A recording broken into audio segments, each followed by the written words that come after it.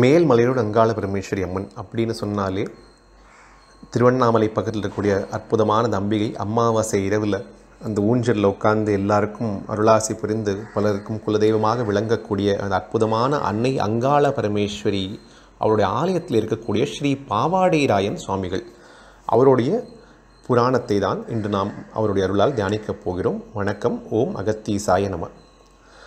சிவபெருமான் பிரம்மனுடைய இந்த தலையை கொய்திடுறார்.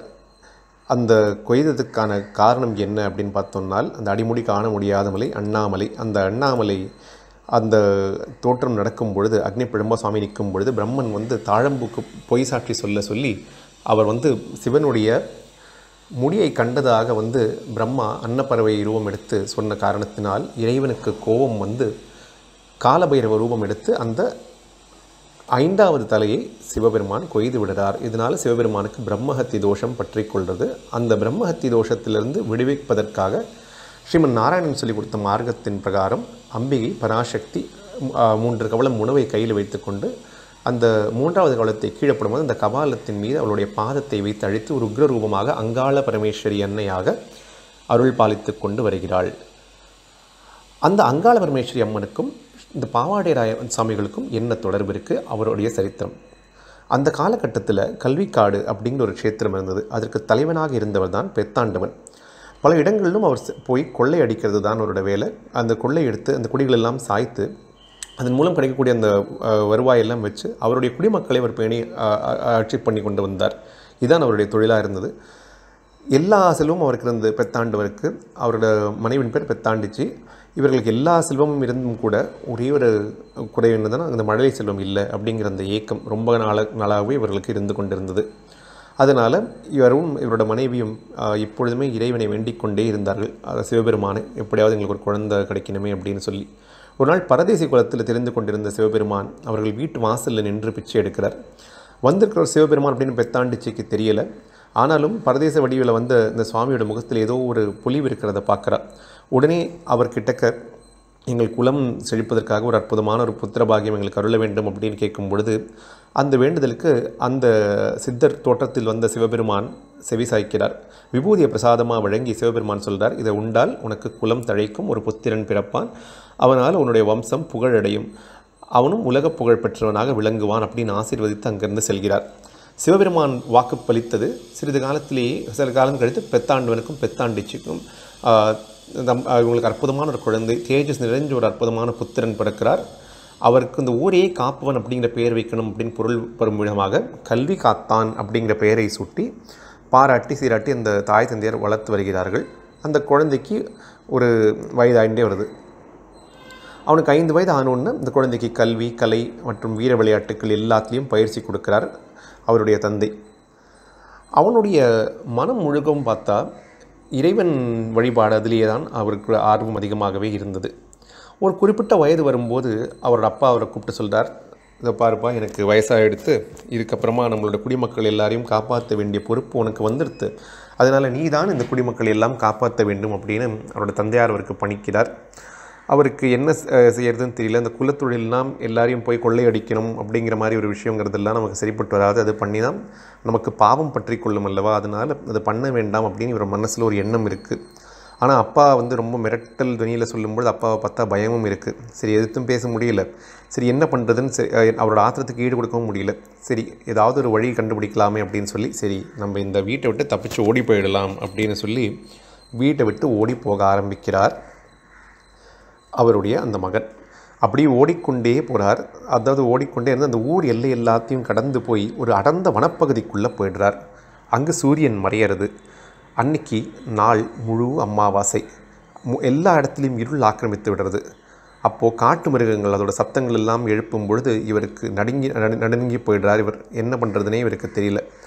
சரி, அப்போது தெய்வமே துணைன்னு நினச்சின்னு இருக்கும் பொழுது அப்போது திடீர்னு பார்த்தா ஒரு பெரிய ஜோதி பிழம்பு அவர் முன்னாடி தோன்றி அப்படி தகதக அப்படின்னு ஜொலித்து கொண்டே அவர் பார்க்குறார். பயத்தில் இது வேறு ஏதாவது ஒரு விஷயமாக இருக்குமோ, ஏதாவது ஒரு அமானுஷ சக்தியாக இருக்குமோ அப்படின்லாம் அவர் பயப்படுறார். அப்பொழுதுதான் ஒரு பெண்ணினுடைய குரல் அங்கே கேட்கிறது. மகனே, அஞ்சாதே, நான் தான் ஆதிசக்தியான அங்காள பரமேஸ்வரி, உனக்கு நான் துணை புரிவேன் அப்படின்னு சொல்லி, மேலும் இவ்வளோ காலமாக நான் உனக்காக தான் இங்கே காத்து கொண்டிருந்தேன். உன்னால் எனக்கு ஒரு காரியம் ஆக வேண்டும் அப்படின்னு சொல்லி அம்பாள் அவர் ஆசீர்வதிக்கிறார். இவருக்கு ஒரே ஆச்சரியம், என்னடா இது நம்ம இருள் சூழ்ந்த காட்டில் மாட்டின்ட்டோம், இப்பொழுது அங்காள பரமேஸ்வரன் காட்சி நமக்கு கிடச்சிருத்தே அப்படின்னு. அம்பிகை இவருக்கு 2 கட்டமாக பெரிய பெரிய சோதனைகளை வைக்க போகிறாள். சோதனையை வைத்தால் தானே இந்த சாதனைங்கிறதுக்கு ஒரு அர்த்தம் இருக்கும். சரி, என்ன சோதனை வச்சாங்கிறதெல்லாம் இப்போ பார்ப்போம். அங்காள பரமேஸ்வரி நவக்கிரக நாயகி, அவள் செய்யக்கூடிய விளையாட்டுக்கள் எல்லாம் நமக்கெல்லாம் சுவாரஸ்யமாகவே தான் இருக்கும். ஆனால் அது மட்டுமல்லாமல் இவருடைய இந்த பக்தருடைய பக்தி எந்த அளவுக்கு உண்மையானது அப்படிங்கிறதையும் நிரூபிக்கும். இந்த இரவு முடியறதுக்குள்ள அம்பாள் முதல் கட்டளை என்ன இடுறான்னா, இங்கே நீ ஆலயம் எழுப்பி எனக்கு கும்பாபிஷேகம் பண்ணிடு. ஒரு சுத்த வீரனான மட்டும்தான் இந்த ஒரு காரியம் சாத்தியப்படும் அப்படின்னு எனக்கு தெரியும். நீ ஒரு சுத்த வீரன், அதனால் உன்னால் இது முடியும், நீ எனக்கு பண்ணிடு அப்படின்னு சொல்கிறாள். அம்பாள் அப்படியே சொல்லியாச்சுன்னு சொன்னோன்னா அம்பாளோட பாதங்களில் விழுந்துடுறார். அப்போவே அந்த வெற்றி நாயகி அனுகிரகம் பண்ணிடுறார். அந்த கல்வி காத்தான் அங்கிருந்து அம்பாளோட ஆசைகள் எல்லாத்தையும் பெற்று அந்த கோவில் கும்பாபிஷேகத்துக்கு வேணுங்கிற எல்லா வேலையும் ஒரு கோவிலை எழுப்பி அன்றைய இரவு அமாவாசைக்குள்ளேயே கும்பாபிஷேகத்தையும் முடிக்கணும் அப்படிங்கிற அம்பாளுடைய கட்டளை சிலமேறி எடுத்துக்கொண்டு ரொம்பவும் கடினமான ஒரு செயல் அது. அவரோட உயிரையும் பணயம் வைத்து ரொம்ப ரொம்ப கஷ்டப்பட்டு நிறைய சவால்கள் எல்லாம் வருது. அந்த சவால்கள் எல்லாத்தையும் அம்பிகை அருளால் இவர் அப்படியே பொறுத்துண்டு அந்த ஆலயத்தை அற்புதமாக கட்டி முடித்து விடுறார். அப்படி அமைந்த ஆலயம்தான் ஸ்ரீ மேல்மலையனூர் அங்காள பரமேஸ்வரி அம்மன் ஆலயம். அம்பாளுக்கு உடனே மனசு ரொம்ப சந்தோஷப்பட்டுடுறது. பரவாயில்ல, நீ செய்யறதுக்கு ரொம்ப ஒரு அரிதான காரியத்தை செய்திருக்காய் அப்படின்னு சொல்லி இந்த கல்வி காத்தானை அம்பிகை அனுகிரகம் செய்கிறாள். அதற்கு பிறகு அம்பாள் கையால், அங்கே ஒரு பாவாடை இருக்கிற அம்பாள் கையால் அப்படியே தொட்டு அனுகிரகம் செய்திடுறாள்.